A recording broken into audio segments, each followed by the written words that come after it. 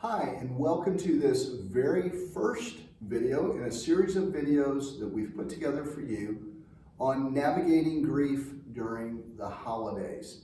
My name's John Arnold, if you haven't met me yet, and I'm the pastor here at First Presbyterian Church in Rogers.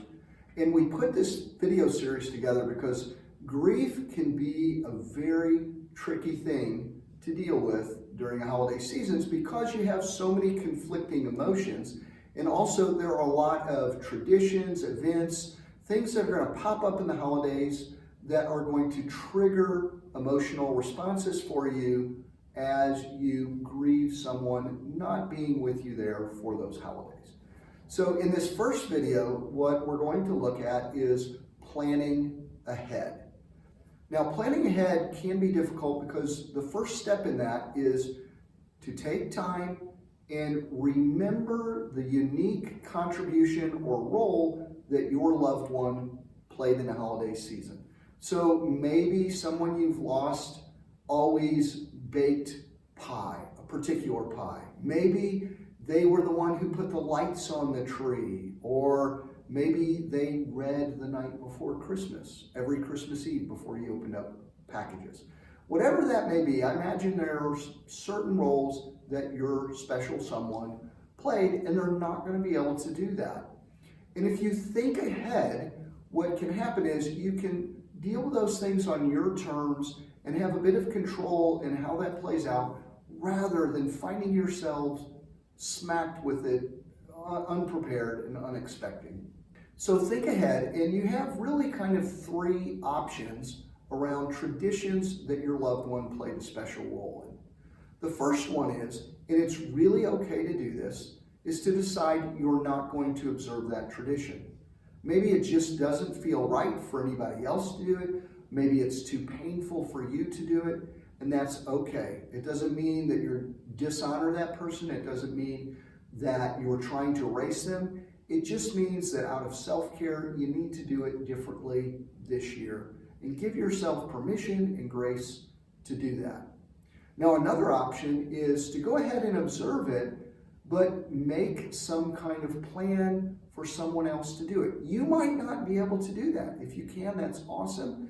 If it's just too much, or you just don't flat out know how to do it and you need someone else, do not be afraid to ask for help. Simply call a friend and say, you know what, Bob was the one who always put the lights on the tree. I don't really know how he did that. I want lights on the tree this year. Would you come over and help me out on Saturday? Now, most people are going to be honored to be asked, and honestly, they're going to be grateful they can do something physical and tangible to help you as you're hurting. So don't feel reluctant or afraid to ask. The worst thing that happen is they say, no, I can't do that.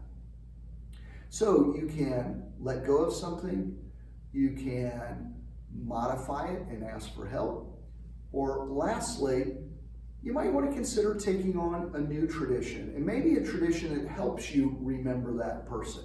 It might be setting out a candle that you light on Christmas Day. It may be that you get an ornament in memory of them and hang that up, or set out a special decoration. But new traditions are also okay, because you're going to have to adapt and change as your life changes without that person. And it's better to be intentional about that rather than to be surprised and have it forced upon you and being lost in a sea of emotion. Well, I hope this helps you. Just by taking the step of planning ahead, I think you'll be better equipped to not be surprised and to maybe create some space to meaningfully move forward. Now, in our next video, we're going to talk about events because, right, all kinds of special things happen during the holidays, or Christmas parties or parades or things you attended, concerts.